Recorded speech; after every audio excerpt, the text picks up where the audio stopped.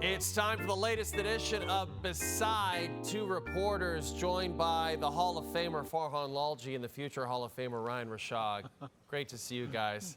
After Vancouver's big comeback win in Game 1, we're going to start with you, Farhan. For most of the game, it seemed like the Oilers had a sense of control in this one. So what happened in the third period that Vancouver was able to come back and win this thing? Honestly, Jay, I think the Canucks played very well for most of this game, especially the second and third period. I think they were unfortunate to be trailing the way they were because when you look at this game after 40 minutes, you know, Connor McDavid was relatively held in check. The Canucks had an edge in scoring chances, had an edge in shot share, and really they couldn't come away with anything. 2 goals on 4 shots for Edmonton in the second period. So the one thing with Vancouver, though, is they've shown a level of resiliency. That's been their theme coming into these playoffs. But you go back to Game 1 against Nashville and Game 4 against Nashville. They came out in the third period, and they were able to stay with it, not cheat for offense, and eventually get rewarded. They are comfortable in this situation. They've been in so many close games. Comebacks are something they're just comfortable with right now. So this team's got a strong sense of belief, and I think they showed that.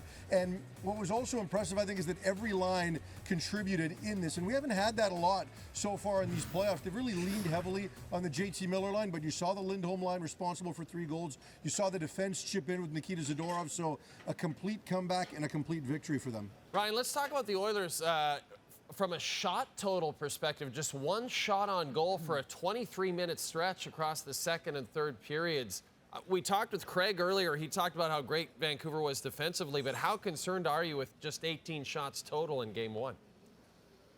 Yeah, I think that's fair. I think their stated goal coming into this series was to try and be a little more dangerous at even strength. And while they were early on in this game, I think they got caught, Jay, just trying to protect the lead and being too passive in trying to protect the lead, getting away from what makes them dangerous. And then when Vancouver started coming back, they were already too far away from that game. They couldn't fire it back up again. I think just 5 even strength shots through the last couple of periods. And that's nowhere near good enough for the firepower that the Oilers have. So I would say that would certainly be concerning.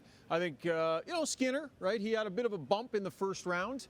He bounced back nicely from that. We were wondering what it would look like in the second round. That's an early bump for Stuart Skinner. So I think there's probably a little bit of concern there with that result.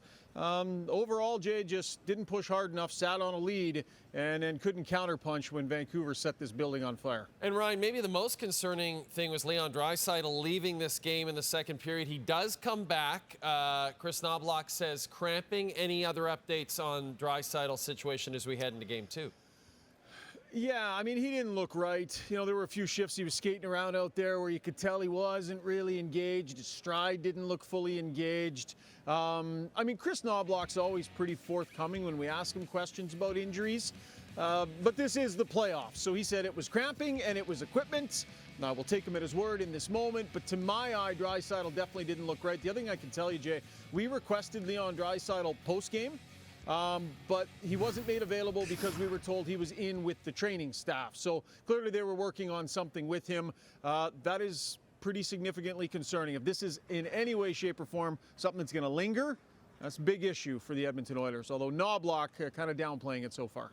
Farhan, Connor McDavid finishes with 1 assist, no shots on goal in 24 minutes of ice time. And, containing him was always going to be crucial to winning this series for the Canucks. So far, so good?